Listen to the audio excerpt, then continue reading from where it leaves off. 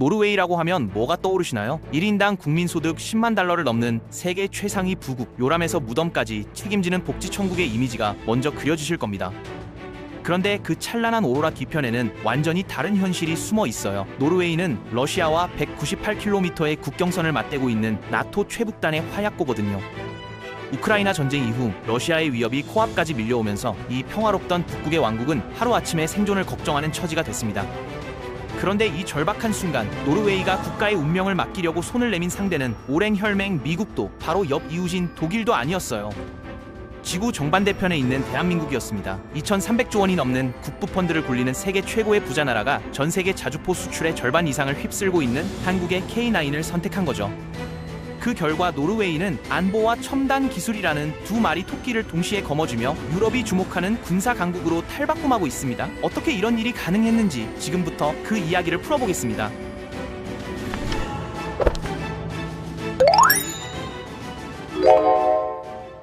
노르웨이 사람들 마음속에는 절대 잊을 수 없는 상처가 있습니다. 1940년 그들은 전쟁과 담을 쌓은 중립국이었어요. 평화를 믿었고 군대도 최소한만 유지했죠. 그런데 히틀러는 그런 선언 따위는 휴지 조각으로 여겼고 어느 날 새벽 기습 침공을 감행했습니다. 노르웨이군은 62일간 처절하게 싸웠지만 결국 무너졌고 왕과 정부는 배를 타고 영국으로 도망쳐야 했거든요.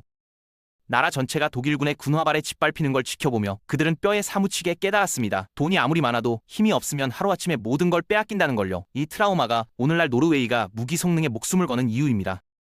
그런데 노르웨이의 지리적 조건은 방어하기에 최악 중에 최악이에요. 영토가 남북으로 기다랗게 늘어져 있고 면적의 70%가 산과 빙하이며 절반은 북극권에 걸쳐 있어서 겨울이면 기온이 영하 30도에서 40도까지 곤두박질칩니다. 인구가 560만밖에 안 되는데 방어해야 할 땅은 한반도 남쪽에 4배나 되고 설상가상으로 바로 코앞에 러시아가 있거든요. 나토 소속이긴 하지만 본토와 바다로 떨어져 있어서 유사시 동맹군이 도착하려면 최소 며칠, 길면 몇 주가 걸립니다. 그 기간 동안 홀로 버텨야 하는 거죠. 특히 노르웨이와 러시아가 맞닿은 콜라반도 지역에는 러시아의 전략 핵잠수함과 북방 함대가 집결해 있어요. 러시아 입장에서 노르웨이는 대서양으로 나가는 관문이자 반드시 뚫어야 할 장애물입니다. 노르웨이 국방부 장관이 최근 이렇게 말했어요. 위협은 더 이상 상상이 아니다. 잠자던 곰이 깨어났고 우리의 방패는 너무 낡았다고요. 노르웨이 군 수뇌부의 요구 조건은 명확했습니다. 사르레는 추위에서도 멈추지 않고 험한 산길에서도 날쌔게 움직이며 러시아의 물량 공세를 혼자서 막아낼 수 있는 무기를 달라는 거였죠. 당연히 유럽의 네로라 하는 무기들이 후보에 올랐습니다. 독일의 PGH-2000은 자주포계의 명품이라 불렸고 스위스와 프랑스 제품도 쟁쟁했어요. 모두가 독일제가 선정될 거라고 확신했습니다. 나토 표준이기도 하고 정치적으로도 무난해 보였으니까요. 그런데 여기서 또 다른 문제가 터졌어요. 우크라이나 전쟁 이후 전 세계적으로 무기 주문이 폭주하면서 독일과 프랑스의 방산 공장들이 과부하에 걸린 겁니다. 지금 주문하시면 5년 뒤에나 납품이 가능합니다. 유럽 방산 기업들의 대답은 절망적이었어요. 당장 내일이라도 러시아가 쳐들어올 수 있는데 5년을 기다리라니요. 안보에는 골든타임이 생명입니다. 돈은 있는데 물건을 구할 수 없는 기막힌 상황. 게다가 이 귀하디 귀한 무기들이 노르웨이의 잔혹한 겨울을 견딜 수 있느냐는 문제도 남아있었죠. 결과는 참담했어요. 노르웨이 동부 레나 훈련장에서 벌어진 비교평가 당일 하필 역대급 폭설이 쏟아졌거든요. 세계 최강을 자부하던 독일 PGH-2000이 출발선을 떠난 지 얼마 되지 않아 꼼짝도 못하게 됐습니다. 57톤의 무게가 눈 속에 푹 박혀버린 거예요. 정교한 센서들은 혹한의 오작동을 일으켰고 유압 장치는 얼어붙어 포탑조차 제대로 돌아가지 않았죠. 가격만 비싼 고철 덩어리로 전락하는 순간이었습니다. 현장 분위기가 싸늘하게 가라앉았어요. 그때 절망에 빠진 노르웨이 국방부 관계자들 사이에서 묘한 소문이 돌기 시작했습니다. 저기 동쪽 끝에 산악 지형에서 굴러먹던 놈들이 만든 괴물이 하나 있다던데. 바로 대한민국 육군의 주력 2구 자주포였죠. 처음엔 반신반의했어요. 한국? 거기는 TV나 만드는 나라 아니었나? 북유럽에서 한국산 무기는 듣보잡 취급을 받던 시절이었으니까요.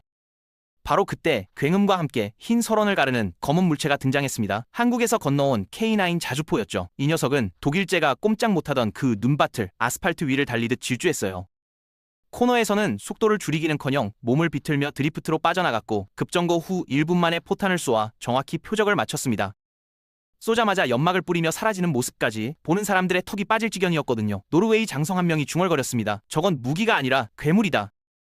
K9이 눈밭의 제왕이 된 데는 과학적 이유가 있습니다. 자주포가 험한 지형을 달리려면 충격을 흡수하는 장치가 필요한데요. 유럽에서 만든 자주포들은 단단한 스프링 방식을 씁니다. 문제는 이 방식이 평평한 도로에서는 괜찮지만 울퉁불퉁한 곳에서는 충격이 그대로 전해진다는 거예요. 차체가 위아래로 심하게 흔들리니까 포탄을 정확하게 쏘기가 어렵죠. 반면 한국의 K9은 첨단 유압 쿠션 방식을 씁니다. 고급 승용차를 타보신 분은 아시겠지만 울퉁불퉁한 길을 달려도 차 안은 부드럽잖아요. K9도 마찬가지입니다. 바퀴 6개에 각각 에어백 같은 쿠션이 달려 있어서 한쪽 바퀴가 웅덩이에 빠져도 다른 바퀴들이 알아서 균형을 잡아줘요. 그래서 아무리 험한 눈밭을 달려도 차체가 흔들리지 않고 수평을 유지하죠. 왜 한국이 이런 기술을 개발했냐고요? 한국은 국토의 70%가 산이에요. K9은 처음부터 강원도의 거친 산길을 달리도록 설계됐거든요. 노르웨이의 눈밭과 한국의 산악 지형이 닮은 꼴이었던 게 결정적이었습니다. 화력도 압권이었습니다. 캐나잇은 동시 탄착 사격이라는 놀라운 기술을 선보였어요. 이게 뭐냐면 포탄 3발을 연속으로 쏘되 각도를 다르게 해서 3발이 동시에 한 곳에 떨어지게 만드는 겁니다. 첫 번째 포탄은 높이 쏘고 두 번째는 중간, 세 번째는 낮게 쏘면 날아가는 시간이 달라지잖아요. 그래서 3발이 같은 순간에 표적에 꽂히는 거죠. 적 입장에서는 자주포 한 대가 쏜 건데 마치 포병 대대가 집중 포격을 퍼부은 것처럼 느껴집니다.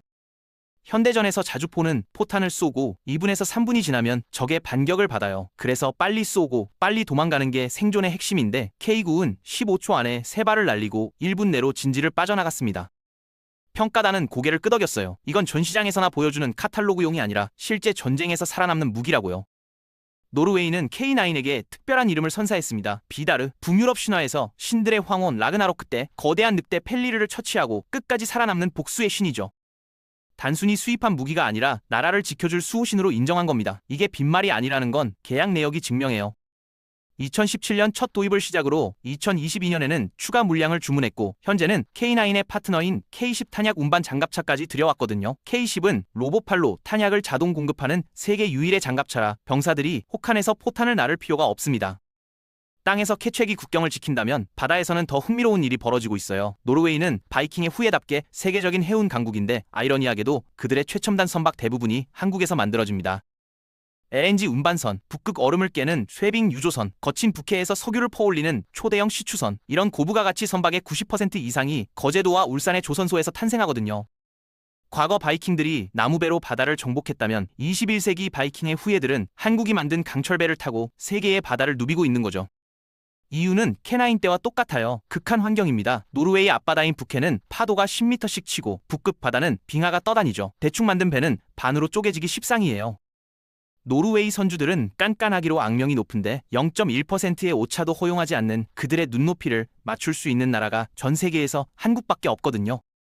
중국이 싼 가격으로 유혹해도 거들떠보지 않는 이유가 여기 있습니다. 바다에서 배가 멈추면 그건 곧 죽음이니까요. 재미있는 건 이게 일방통행이 아니라는 점입니다. 노르웨이에는 콩스버그라는 세계적인 방산 기업이 있어요. 배나 무기에 들어가는 컴퓨터 시스템과 정밀 부품을 기가 막히게 만드는 회사죠. 쉽게 말하면 한국이 자동차의 차체와 엔진 같은 하드웨어를 만들면 노르웨이가 그 안에 들어가는 내비게이션이나 자율주행 컴퓨터 같은 소프트웨어를 만드는 구조입니다. 놀라운 건 앞서 말한 이구 비다르에도 콩스버그의 전투 컴퓨터가 탑재되어 있다는 거예요. 한국이 뼈대와 근육을 만들고 노르웨이가 두뇌를 제공하는 거죠. 한국이 무기를 팔면 노르웨이 기업도 부품을 납품해서 돈을 버는 완벽한 윈윈 모델이에요. 최근에는 이 동맹이 친환경 에너지 분야로까지 확장되어 수소 운반선과 해상 풍력 설치선을 공동 개발하고 있습니다.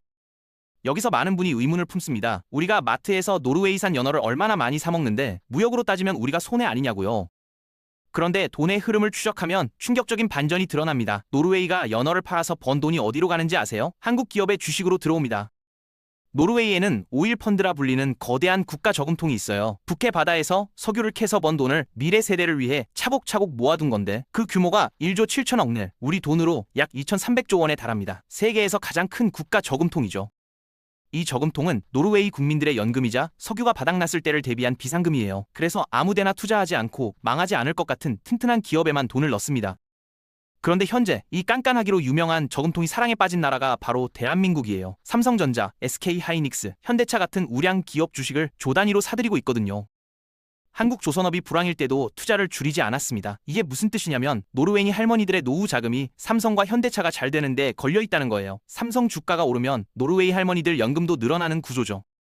무역 구조를 봐도 우리가 밀리는 장사가 아닙니다. 우리가 연어 한 마리를 3만 원에 살 때 노르웨이는 우리에게서 척당 3,000원이 넘는 LNG선과 400억 원짜리 K겔 자주포를 사가거든요.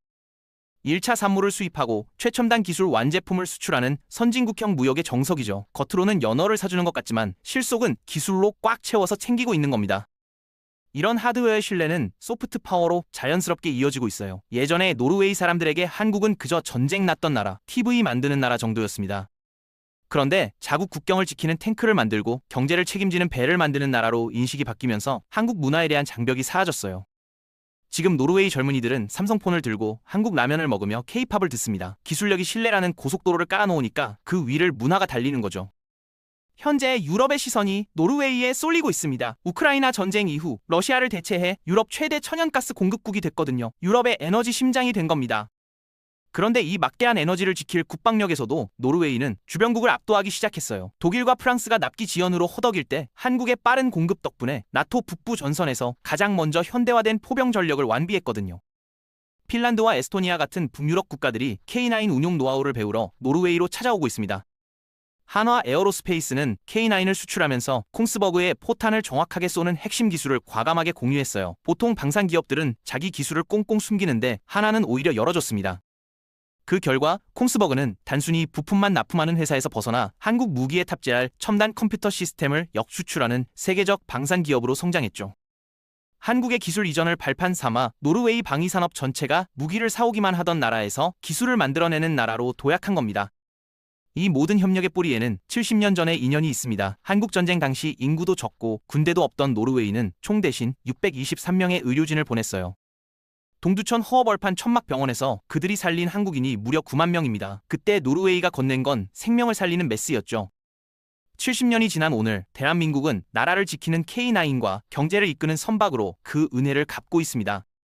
지금 이 동맹은 북극으로 뻗어나가고 있어요. 지구온난화로 열리는 북극 항로, 유럽과 아시아를 잇는 새로운 바닷길의 주인 노르웨이와 그 길을 달릴 배를 만드는 유일한 파트너 대한민국.